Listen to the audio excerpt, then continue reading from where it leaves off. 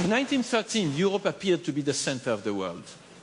European empires controlled about 85% of the world's land surface. European factories, navies, banks, and universities projected power across every ocean. European thinkers had transformed physics, medicine, law, and government. Beethoven, Dante, Rembrandt, and Dostoevsky had become part of a cultural canon exported around the globe. Some of that influence was earned through invention. Some was imposed through conquest, extraction, and violence. And much of the knowledge Europe claimed as its own had passed through Greek, Roman, Byzantine, Jewish, Islamic, Indian, and other hands before reaching it. That does not make Europe's inheritance less extraordinary. It makes the true story more extraordinary. Civilizations do not develop in sealed rooms. They borrow, collide, preserve, destroy, and rebuild. Now, the continent that once projected itself everywhere is confronting a quieter kind of transformation. It is aging, it is having fewer children, it needs workers to sustain systems designed for a much younger population, and it is drawing many of those workers from societies it once ruled or overshadowed. So here is the thesis, plainly. Europe is not being conquered, and it is not being secretly replaced. It is changing through low fertility, longer lives, migration, and its own political choices. That change will alter Europe. The serious question is whether it produces renewal or fracture. That will depend on integration, institutions, and something Europeans rarely ask themselves: what exactly are newcomers being invited to join? The old world is over. What survives it has not yet been decided. In a low-mortality society, a fertility rate of roughly 2.1 children per woman is usually called a replacement level. The European Union's rate in 2024 was 1.34. Italy, 1.18. Spain, 1.10. Germany, 1.36. France, 1.61. Poland, 1.14. Hungary, 1.41. That does not mean these countries vanish tomorrow. It means that without migration, each generation eventually becomes smaller than the one before it. The EU's median age is already almost 45. There are now fewer than 3 working-age adults for every person aged 65 or older. Meanwhile, the United Nations projects the population of sub-Saharan Africa to rise from roughly 1.2 billion today to about 3.3 billion by 2100. Nigeria and the Democratic Republic of the Congo are projected to surpass the United States in population before the century ends. Geography has placed the world's oldest continent beside its fastest growing region. Politics cannot repeal that fact. But immigration is not a magic cure. Immigrants also age. Automation can raise productivity. People can retire later. Governments can raise taxes, reduce benefits, help families have more children, and bring more women and older people into paid work. A smaller population can still be prosperous. Every option simply carries a price. And this is where the argument becomes personal. If you demand much less immigration while keeping the same pensions, retirement age, taxes, healthcare, and labor supply, you are not proposing a policy. You are asking arithmetic to suspend itself for your politics. Europe can choose its trade-offs. It cannot choose to have none. Arithmetic does not negotiate. Now take the strongest opposing argument seriously. Rapid immigration can strain housing, schools, welfare systems, and social trust. Integration can fail.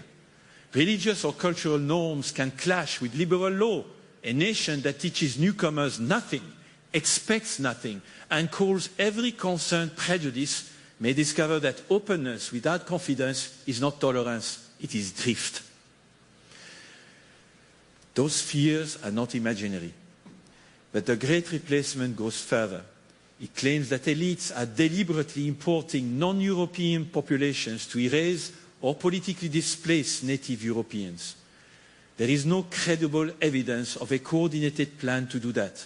What there is, in public view, is a tangle of low birth rates, labor demand, wars, asylum, family migration, colonial ties, court rulings, and governments making policies that voters are free to challenge. The demographic change is real. The hidden conspiracy is not. And history offers no frozen, ethnically pure Europe to restore. The Western Roman Empire really did collapse. Cities shrank and knowledge was lost. But Roman law, Christianity, Latin, and administration survived through the peoples who succeeded it. Muslim-ruled Iberia was sometimes violent and divided, but also became a major route through which Arabic scholarship, Indian numerals, and Greek learning reached Latin Europe. Algebra was systematized in Abbasid Baghdad, not invented in Cordoba. The astrolabe was Greek, then refined and transmitted by Islamic scholars. Change does not guarantee enrichment. It can produce conflict, synthesis, loss, or all three at once. History is not a comforting morality play. But if you look at a child born in your country and see only the subtraction of somebody else, you have already decided that child can never belong. That is not cultural preservation. It is integration sabotaged in advance. Sweden is the case both sides use because both sides can edit it into propaganda. In 2015, Sweden received about 163,000 asylum seekers, among the highest rates per person in Europe. The difficulties are real. In 2024, employment among foreign-born adults remained well below the native-born rate. Swedish crime data also show higher registered suspect rates among foreign-born people and Swedish-born people with two foreign-born parents. Age and socioeconomic conditions explain part of those gaps, but not all of them.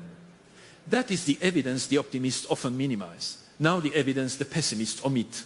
Across Europe, children of immigrants usually improve substantially on their parents in language, education, and employment.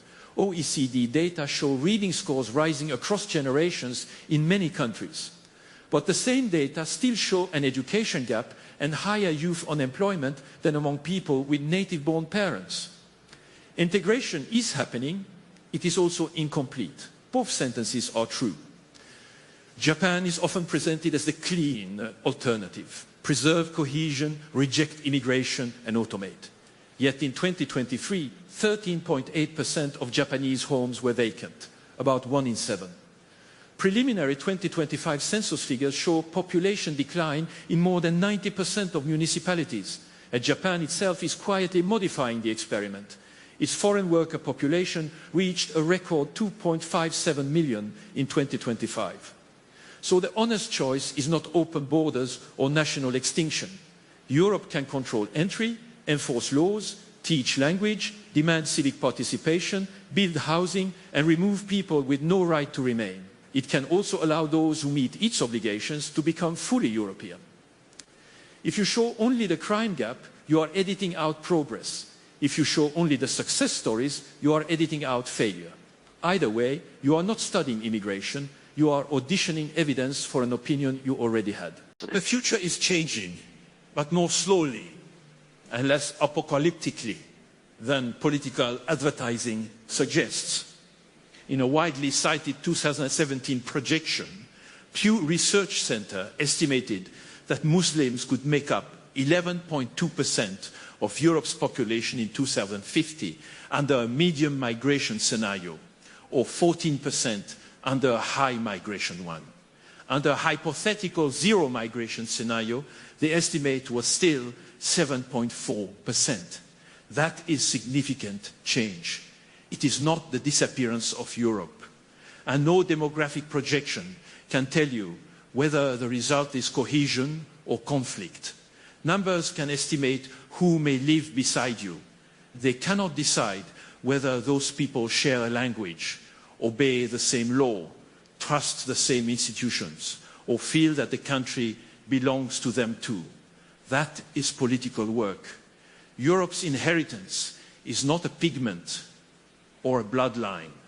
It is also not an ornament that preserves itself. It lives in languages, books, laws, universities, secular government, religious freedom, equality between men and women, freedom of speech, and the principle that citizenship outranks ancestry.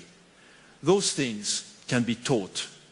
They can also be abandoned by people whose families have lived in Europe for 1,000 years. Belonging has to run in both directions. A society has the right to ask newcomers to learn its language, respect its laws, and participate in its civic life. But once they do, that society must be capable of saying, "You are one of us." If belonging is permanently hereditary, integration is a promise that can never be kept. The old world is over, not because strangers destroyed it, but because history never agreed to stand still. The question is not whether Europe changes. It already is. The question is whether you will help define what newcomers are being invited to join and make that inheritance worth joining, or spend those years demanding that history stop for you.